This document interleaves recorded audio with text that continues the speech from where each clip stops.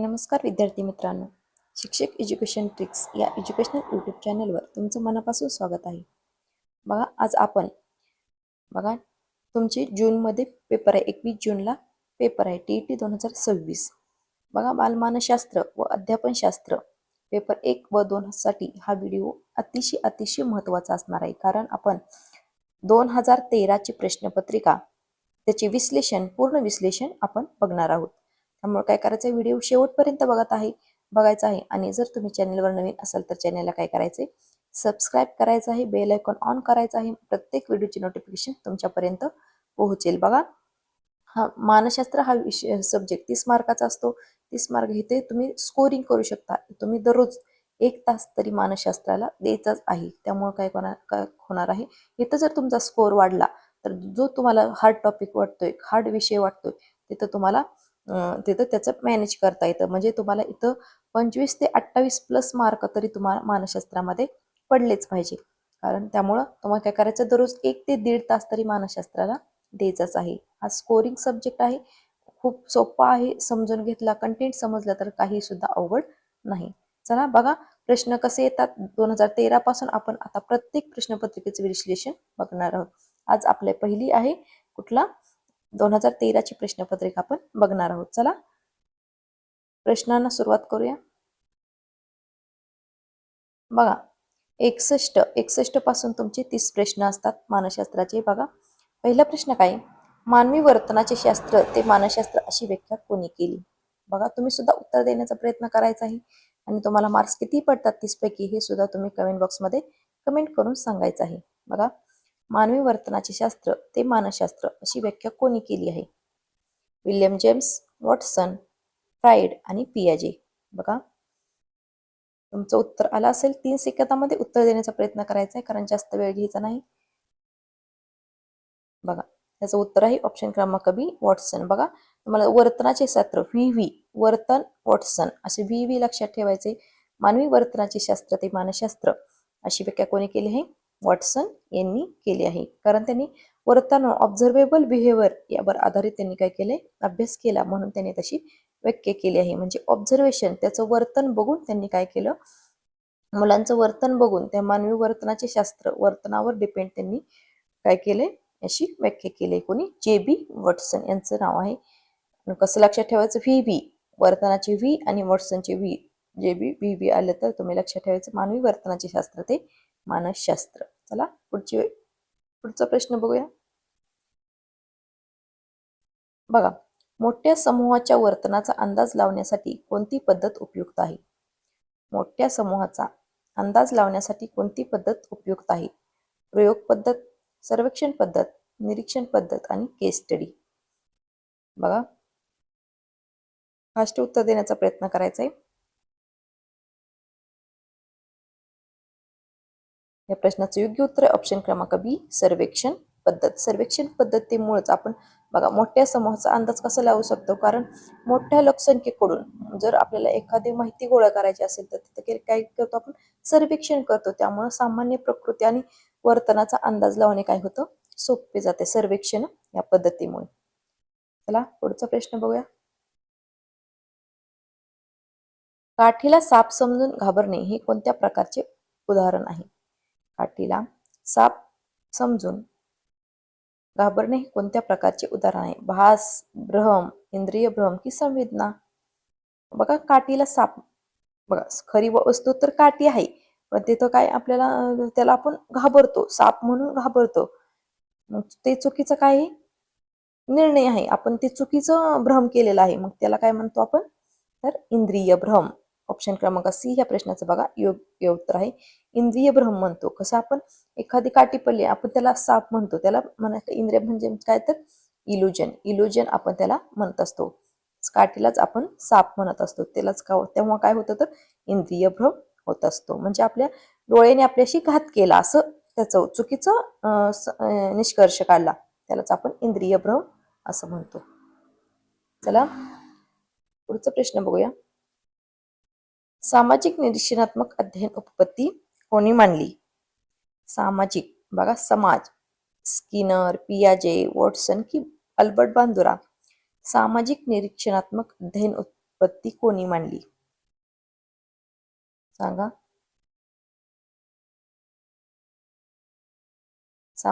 समाजाकडून आपण शिकतो म्हणजे निरीक्षणातून शिकतो, ऑब्झर्वेशन करून शिकतो असं कोणी सांगितले तर अल्बर्ट बांदोरा. ऑप्शन क्रमांक डी ह्या प्रश्नाचं बघा योग्य उत्तर आहे. त्यांनी काय अल्बर्ट बांदोरा यांनी काय सांगितलं तर माणूस इतरांना पाहून किंवा त्याचं अनुकरण करून शिकत असतो, म्हणून त्याला काय म्हणायचं?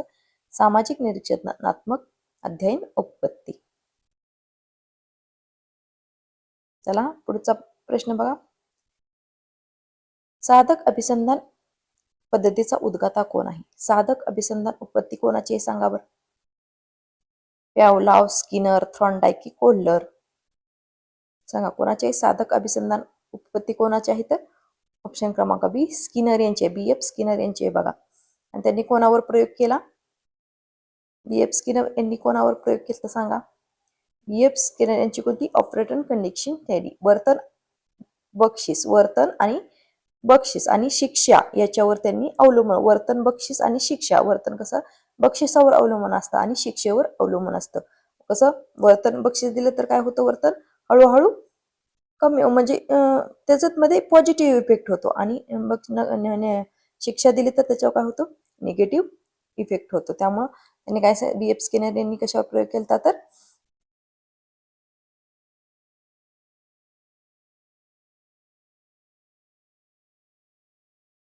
BF स्किनर यांनी कशावर प्रयोग केला हे तुम्ही काय करायचं? कमेंट बॉक्समध्ये कमेंट करून सांगायचं आहे बघा.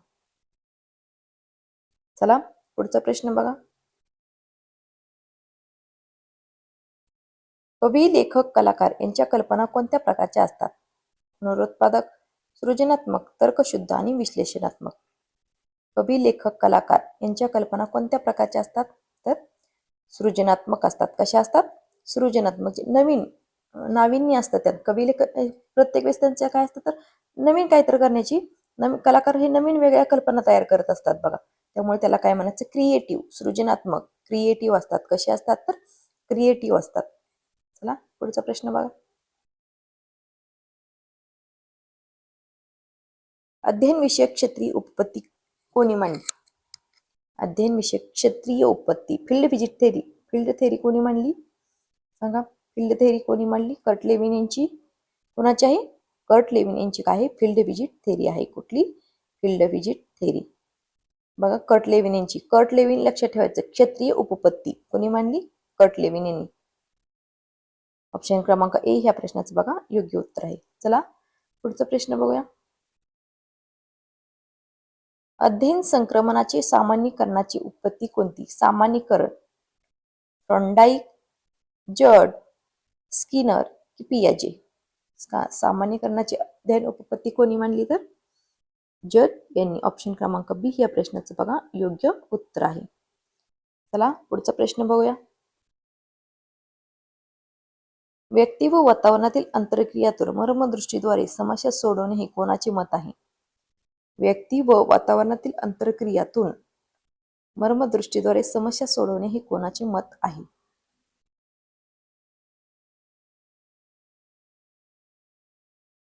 कोणाच्याही? पॅवलॉव, स्किनर, थॉर्नडाईक की कोहलर?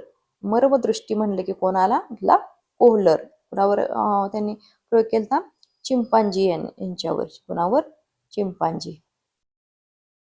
मर्मदृष्टीमुळे कोणाचा? कोहलरचा. चला बघा त्यांनी कोणा? चिंपांजीवर प्रयोग केला मर्मदृष्टीमुळे. इनसाइटफुल लर्निंग यांनी कोणी मांडली आहे ही थेरी तर कोहलर यांनी. चला पुढचा प्रश्न बघूया. कोणतीही गोष्ट जाणून घेण्यासाठी मनाने केलेली धडपड म्हणजे सांगा. स्मृती, ग्रहण, अवधान की विचार? कोणतीही गोष्ट जाणून घेण्यासाठी केलेली मनाने धडपड म्हणजे काय असतं तर अवधान. ऑप्शन क्रमांक सी या प्रश्नाचं बघा उत्तर आहे. आपण मनाने कोणती गोष्ट जाणून घेण्यासाठी एक धडपड करतो आपण, त्याला काय म्हणायचं? अवधान. 71वा प्रश्न बघा. प्रतिक्रियांमधील जोश वाढवणारी स्थिती म्हणजे प्रेरणा असे कोणी म्हटले आहे? प्रतिक्रियांमध्ये जोश वाढवणारी स्थिती म्हणजे प्रेरणा असे कोणी म्हटले आहे? जुजेरी, स्किनर, बिने आणि फ्राइड. बघा या प्रश्नाचं योग्य उत्तर आहे ऑप्शन क्रमांक ए जुजेरी. जुजेरी.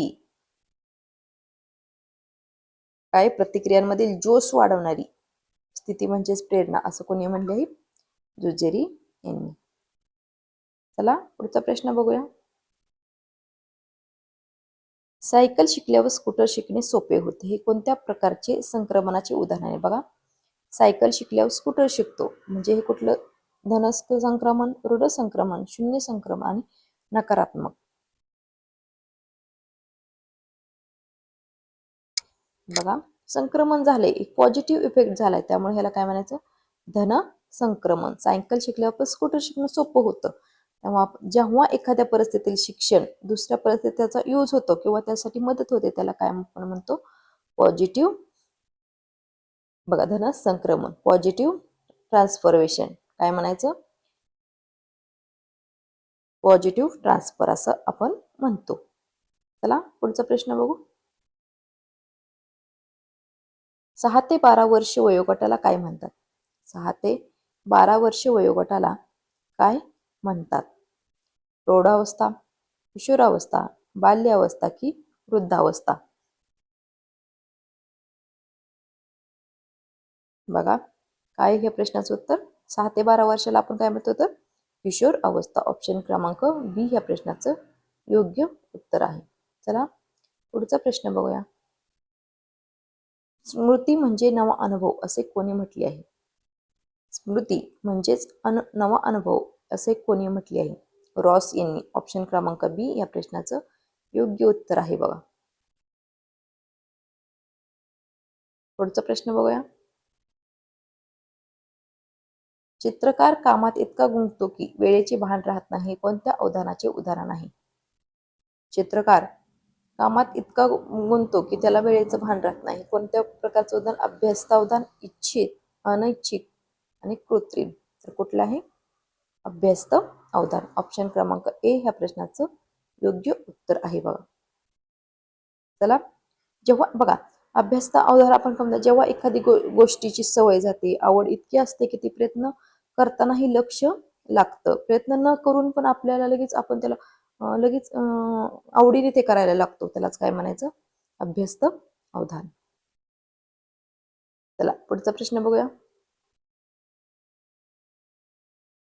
बाह्य उद्दीपक मेंदूकडे पोहोचण्याची प्राथमिक मानसिक क्रिया म्हणजे काय? बाह्य उद्दीपक मेंदूकडे पोहोचण्याची प्राथमिक मानसिक क्रिया म्हणजे काय? ग्रहण, विचार, संवेदना की स्मृती? बघा, या प्रश्नाचं उत्तर आहे संवेदना. बघा, इथंच दिले उत्तर संवेदना. चला पुढचा प्रश्न बघूया. बुद्धिमत्ता म्हणजे बदलत्या परिस्थितीत विचार करण्याची शक्ती असे कोणी म्हटले? बुद्धिमत्ता म्हणजे बदलत्या परिस्थितीत विचार करण्याची शक्ती. स्टर्न, बिने, पियाजे की गिलफर्ड?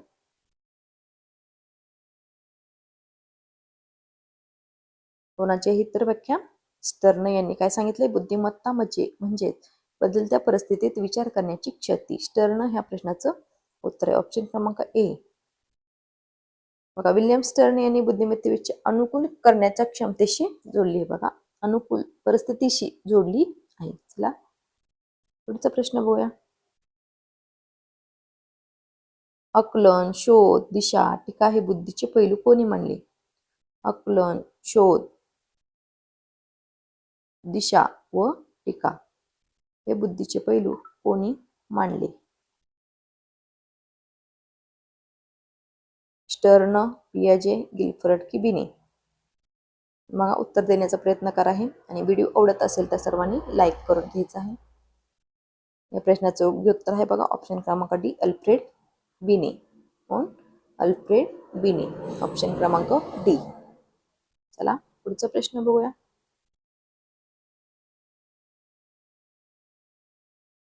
भावनिक बुद्धिमत्ता ही संकल्पना लोकप्रिय कोणी केली?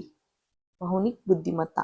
बघा, भावनिक बुद्धिमत्ता, इमोशनल इंटेलिजन्स आलं म्हटलं की कोण येतो? आपला डॅनियल गोलमन. गोलमन. भावनिक बुद्धिमत्ता कशाचे देते? Daniel Goleman. चला पुढचा प्रश्न बघूया. ध्येयाकडे नेणाऱ्या शक्तीचे मिश्रण म्हणजे काय? ध्येयाकडे नेणाऱ्या आपल्याला एखादी गोष्ट करायची आहे, त्याला आपण काय देतो, ध्येयाकडे नेण्यासाठी आपल्याला कोण उत्स्फूर्त करतं तर प्रेरणा. काय कोण उत्स्फूर्त करतं तर प्रेरणा. प्रेरणा ही आपल्या ध्येयाकडे नेण्याचं एक शक्तीच आहे आपल्या पाठीमागे. ते आपल्याला एक ऊर्जा पुरवायचं काम करतं तर प्रेरणा करते. बघा, आपण एखाद्या वेळेस डिमोटिवेट झालो, आपल्याला एखादं जर मोटिवेशनल असं कोणी सांगितलं की असं, तर आपण लगेच काय करतो तर एक प्रेरणा आपल्याला मिळते, आपल्या अंगामध्ये एक ऊर्जा येते आणि आपण त्या कामाला सुरुवात करत असतो. चला पुढचा प्रश्न बघूया. अध्यापन अध्ययनांगी होण्यासाठी काय आवश्यक आहे? प्रवर्तन, शिक्षा, नियंत्रण की परीक्षा?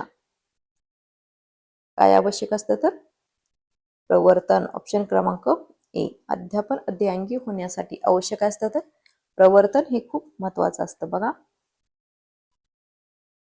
चला पुढचा प्रश्न बघूया. बघा, तुम्ही बालमानसशास्त्राचे ह्या स्कोरिंग सब्जेक्ट आहे, त्यामुळे ह्याला तुम्ही जास्तीत जास्त वेळ द्या.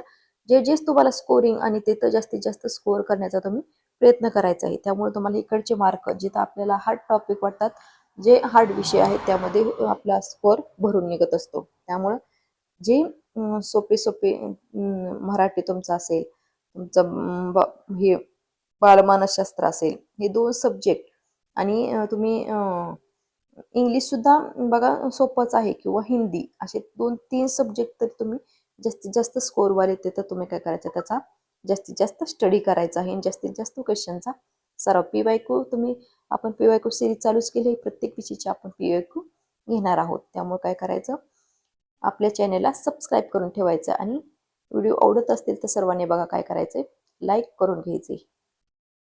बघा 82वा प्रश्न बघा. 1921 साली बाल मंदिर शिशुशाळा कोणी सुरू केली? बालमंदिर शिशुशाळा कोणी सुरू केली? टागोर, गांधीजी, नेहरू की गिजूबाई बदेका? कोणी सुरू केली? गिजूबाई बदेका. बालमंदिर शिशुशाळा कोणी सुरू केली तर गिजूबाई बदेका. बघा, यांनी काय केली, बालमंदिर शिशुशाळा सुरू केली. त्यांनाच काय म्हणायचं बघा, मिशीवाली आई सुद्धा यांना म्हणायचं. गिजूबाई बदेके यांना काय म्हणायचं, मिशीवाली आई. हे सुद्धा त्यांनी बघा बालशिक्षणात मोठं कार्य केले आहे. कुणी कशामध्ये, बालशिक्षणात. त्यांना मिशीवाली आई असं सुद्धा संबोधलं जायचं. चला पुढचा प्रश्न बघूया. अध्यापनाच्या प्रतिमांचे जनक कोण आहेत? अध्यापनाच्या प्रतिमानाचे जनक कोण आहेत? स्किनर, पियाजे, मार्शाविल व ब्रूस जॉईस आणि गिलफ्रेड. प्रतिमानाचे जनक कोण आहे तर मार्शाविल आणि ब्रूस जॉईस. चला पुढचा प्रश्न बघूया. सजीवांची नावे विद्यार्थ्यांकडून काढून घेणे कोणते सूत्र आहे? सजीवांची नावे विद्यार्थ्यांकडून काढून घ्यायची, तर हे कुठले? सोप्याकडून कठीणाकडे आहे का? ज्ञाताकडून अज्ञाकडे, ठोसाकडून सूक्ष्माकडे आणि पूर्णाकडून भाकाकडे. सजीवांची नावं आपण त्यांना विचारतोय, पण त्यांना हे ज्ञात आहे, म्हणून ज्ञाताकडून अज्ञाताकडे आपण त्यांना घेऊन जायचं आहे. चला नेक्स्ट प्रश्न बघूया आपण. यशस्वी अध्यापन म्हणजे काय? जास्त माहिती देणे, कठीण प्रश्न विचारणे, परिणामकारक अध्ययन आणि गृहपाठ देणे. बघा, यशस्वी अध्यापन म्हणजेच काय तर परिणामकारक अध्ययन करणे. चला पुढचा प्रश्न बघूया. क्रियात्मक क्षेत्रातील विकासाचा योग्य क्रम कोणता? बघा, क्रियात्मक क्षेत्रातील विकासाचा योग्य क्रम कुठला आहे तर